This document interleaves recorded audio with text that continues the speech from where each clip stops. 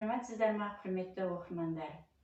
Көкарна кітапханасы халқымыздың заңғар жазушысы Мұхтар Әуезовтің көксерек әңгімесін ұсынады. Жалпы Мұхтар Әуезовтің әңгімелері ең қызықты, ең хикаяларға толы. Ол қандай әңгімелер?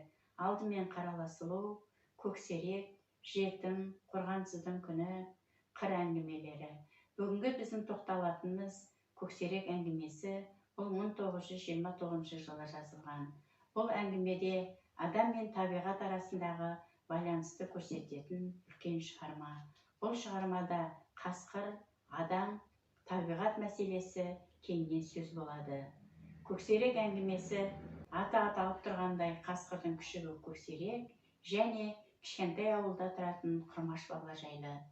Құрмаштың нағашысы қасқырлар мекендейтін жерге барып, ол жерді ойрандап, қасқырды және күшіктерін өлтіріп, ең кішкентай күшігін ауылға алып келеді.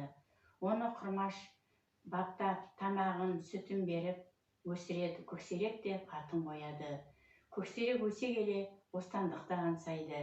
Өйткені ауыл тұрғындары қасқырдың күшігі деп көксеректі жақтырмайды және ауылдың иттері көксеректі жек көреді. Жалғыз Құрмаштың мейірімі көксеректің жүрегін жібіте алмайды. Құрмаш бір күні ағасы ауырып, қой бағуға шығады боранда. Қой бағып жүргенде 7-8 қасқыр оған шабуыл жасайды. Қойларды қорғайын деп жүріп, Құрмаш аттан құлайды. Аттан құлап жатқанда ол қасқырлардың ішінен өзінің көксерегін танып қалады. Көксерек, көксерек деп айқайлайды, көксерек қарамайды.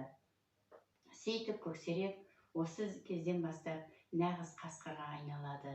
Қасқырға айналғаннан кейін ол өзінің баптап өсірген Құрмашына шабуыл жасайды. Сол шабуыл жасаған жерде Құрмаштың нағашысы көксеректі атып өлтіреді. Осымен әңгіме аяқталады. Бұл жерден не түйдік? Қандай қорытындыға келдік? Бұл жерден біздің түйгеніміз, қандай қасқырдың баласы болмасын, ол әрқашанда қасқыр болып қала береді. Шабуыл жасау керек, өзінің қорегін табу керек. Құрметті оқырмандар, сіздерге осы заңғар жазушымыз Мұхтар Әуезовтің көксерек әңгімесін оқуға кеңес береміз. Кітап оқиық.